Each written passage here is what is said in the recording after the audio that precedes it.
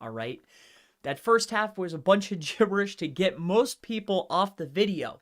But really what I want to share with you today is something that comes up consistently and persistently for those of you that might be utilizing pin drops. Now, the problem is when you're in competitive markets, all right, and you're trying to maximize proximity and bringing more leads and more customers for your clients or your own business, the problem that happens is that you have people that are going to out your pins.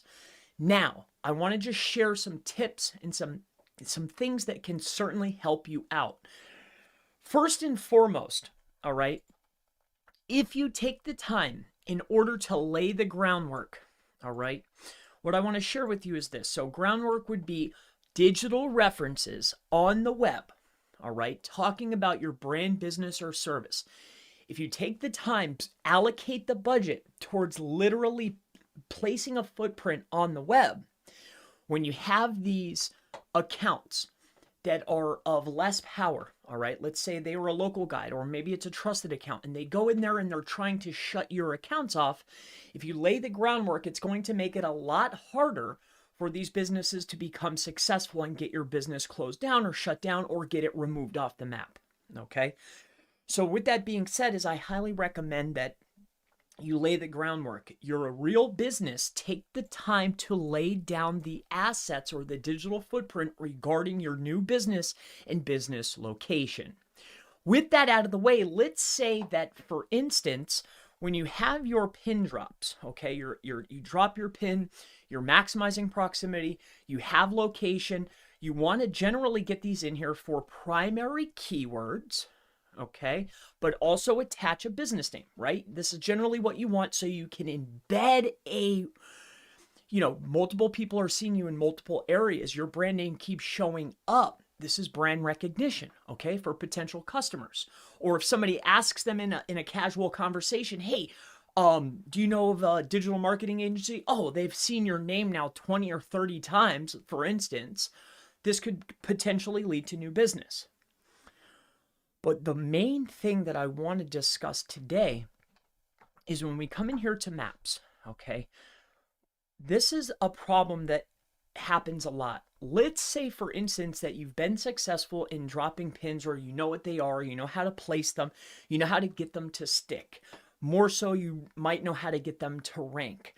But you're in an ultra competitive niche or ultra competitive market where you have competitors or just people that are maybe jealous of the asset. I don't know, right? But or maybe spam fighters, people that are cleaning up the web, and you keep getting outed.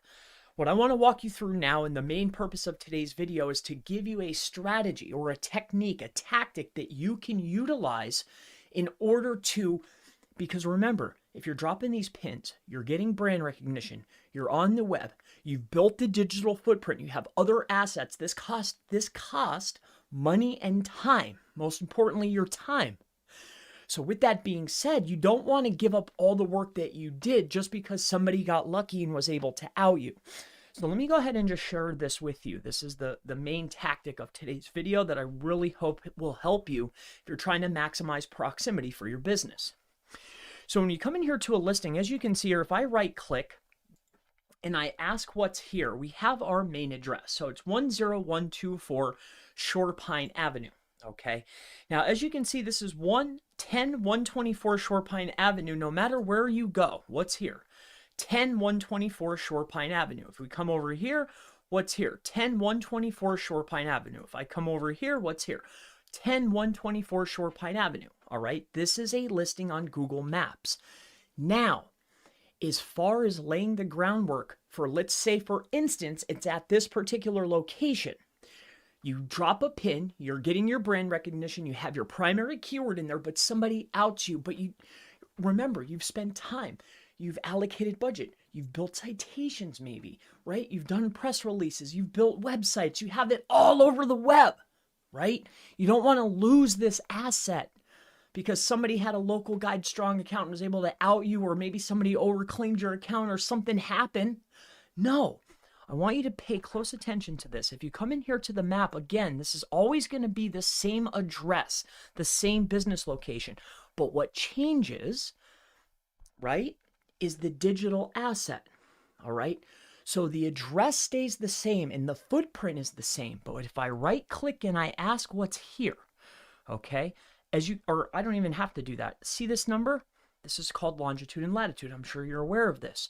115311764. Okay, the address stays the same.